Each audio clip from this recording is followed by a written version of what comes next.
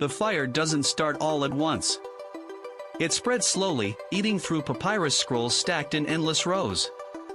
Inside them, the sum of human knowledge. Philosophy, astronomy, medicine. Inventions centuries ahead of their time. And yet, no alarms. No desperate attempt to save it all. Because by the time the flames rise, the Library of Alexandria is already dying. Not from fire, but from something far more dangerous, something invisible, systematic, and intentional.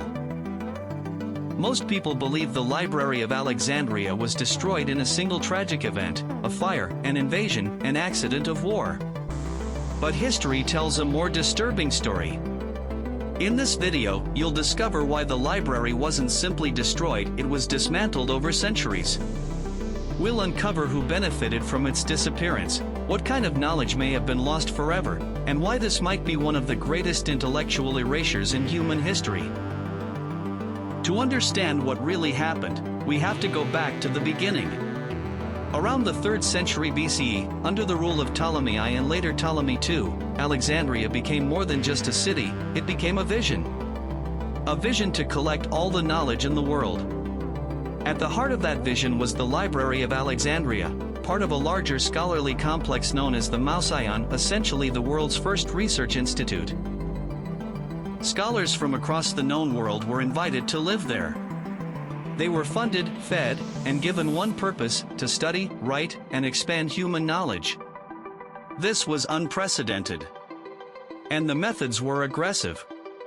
Every ship that entered Alexandria's harbor was searched. If it carried texts, they were taken, copied, and often the originals were kept. This meant the library became a melting pot of civilizations: Greek philosophy, Egyptian science, Babylonian astronomy, Indian mathematics. Among its scholars were some of the most influential thinkers in history. Euclid systematized geometry. Eratosthenes calculated the circumference of the Earth with surprising accuracy. Herophilus performed some of the earliest recorded human dissections, advancing medical knowledge dramatically. And then there were the unknown works, lost texts we can only speculate about. Early theories about heliocentrism. Mechanical inventions. Philosophical ideas that might have reshaped entire civilizations. But beneath this intellectual utopia was a political reality. The library wasn't just about knowledge. It was about dominance. To control knowledge is to control narrative. And whoever controls the narrative, controls the world. The popular story begins with Julius Caesar in 48 BCE. During a conflict in Alexandria, Caesar ordered ships in the harbor to be burned. The fire spread, possibly reaching parts of the city. Some ancient sources suggest this damaged the library. But here's what often gets overlooked. The library didn't disappear after Caesar. In fact, historical records show that Alexandria remained a major center of learning for centuries afterward. Which means, Caesar didn't destroy it. He may have weakened it, but the real destruction came later. As Egypt fell under Roman control, priorities shifted. Funding for the Mouseion declined. Scholars lost support. Intellectual life began to fragment. And then came something even more powerful than politics: ideology. By the 3rd and 4th centuries CE, the Roman Empire was undergoing a massive transformation. Christianity was rising, and with it, a new worldview. Older pagan traditions, which had been preserved in institutions like the library, were now seen as outdated, even dangerous. In 391 CE, Emperor Theodosius I issued decrees against pagan practices. Temples were destroyed. Rituals banned. One of those temples, the Serapeum of Alexandria, was reportedly home to a significant collection of scrolls linked to the library.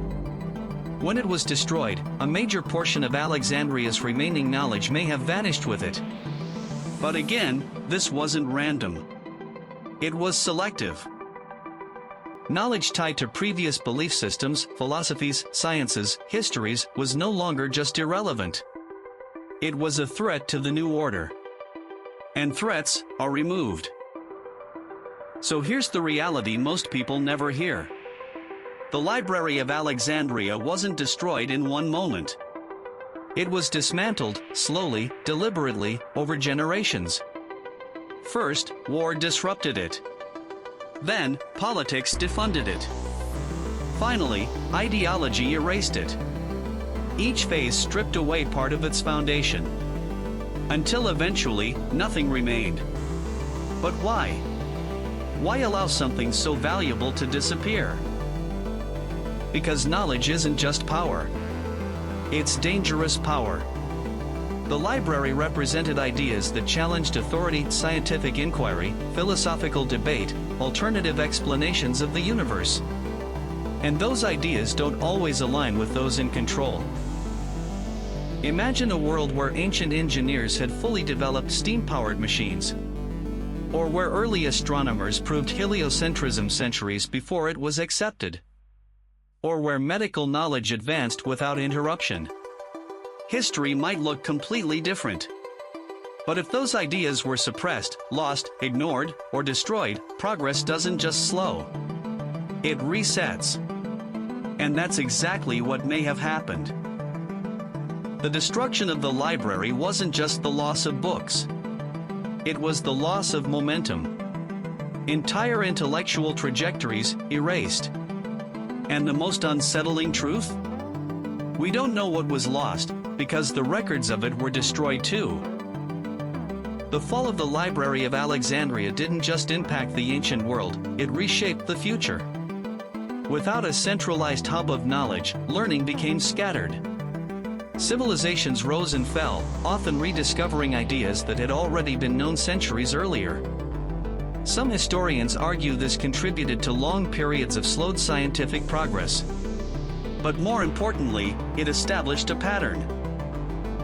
Throughout history, knowledge has been preserved, but also controlled. Books banned. Ideas censored. Discoveries buried. And even today, in an age where information is everywhere, the question still remains. How much of what we don't know was once known? Because the story of Alexandria isn't just about the past. It's about the vulnerability of knowledge itself, and how easily it can disappear.